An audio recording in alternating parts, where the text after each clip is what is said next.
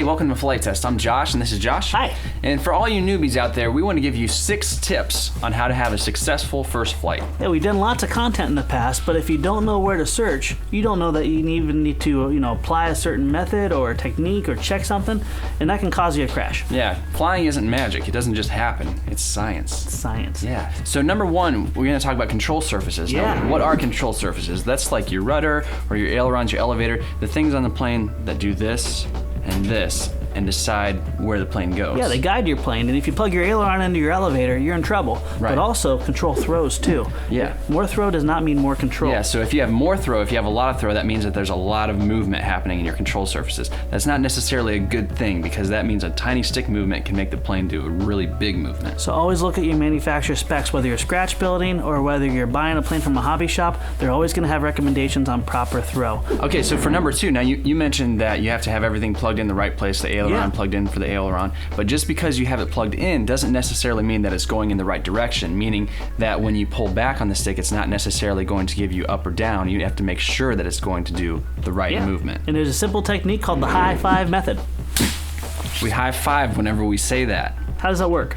Well, the high five method, you can actually take your transmitter, hold it over top the center of your plane. Each control input, the corresponding control surface should come up to meet it, hence high fiving. Yeah. We have a video that explains it a lot better. One of the biggest things that people struggle with is one thing you can't see, you can't program, center of gravity. Yeah, or CG. Or CG. Oftentimes we give acronyms like ESCs, which is electronic speed control, or CG. Center of gravity is something that has to be done on every airplane. It has to be written down somewhere, the manufacturer has to specify it, and you gotta listen to it. Yeah, if your center of gravity is off, that means that your plane is going to be flying nose heavy or tail heavy, just in ways that isn't good. So always pay attention to your center of gravity. Make sure it balances. We got lots of videos about that because it's very important. One important thing to remember, a nose heavy plane may fly poorly, but a tail heavy plane will only fly once. So it's better to favor a little bit towards the nose heavy side than the tail heavy side. Say that again.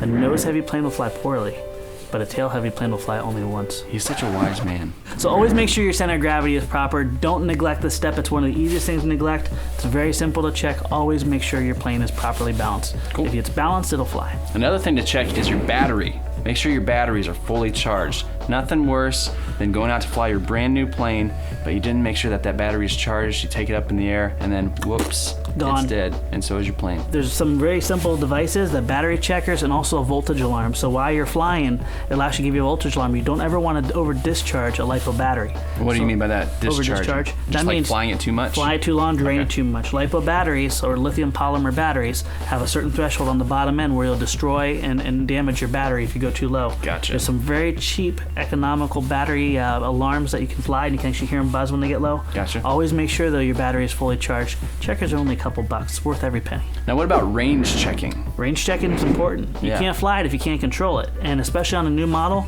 if you're going out to maintenance, you want to make sure everything's plugged in, but also a range check is very important. So a range check, that determines how far you can fly the plane. Yep, and you don't have to walk, say you have a mile range, you don't have to walk a mile out. A lot of transmitters have a range check button or a way to range check where you usually hold down your trainer switch, walk out so many paces. I think we've done some video content on that in the past. Yeah. And it's very important to do that because you don't want to take off your plane, suddenly lose control, and then go searching for it. Right. And then our 6th and final point is always take off into the wind. Yeah, taking off into the wind's important. A crosswind takeoff, especially when you're learning how to fly, is incredibly difficult. Yeah, your plane will do like this. It'll start leaning, and that's awkward. It is. That was awkward just now. Yeah, a downwind takeoff is unacceptable, or a downwind landing. Make sure that your plane is always pointing into the wind when you're taking off and landing. As you get more advanced, you can try crosswind, but no one ever lands downwind for any reason. It's a very dangerous thing to do because the plane acts funny. All right, now like we said, we have a beginner series. There's 10 episodes actually that you can check out that goes into a lot more depth on all this stuff, but we just wanted to get you guys a few quick tips. So number 1 is control throws and control surfaces. Make sure that everything's plugged in right.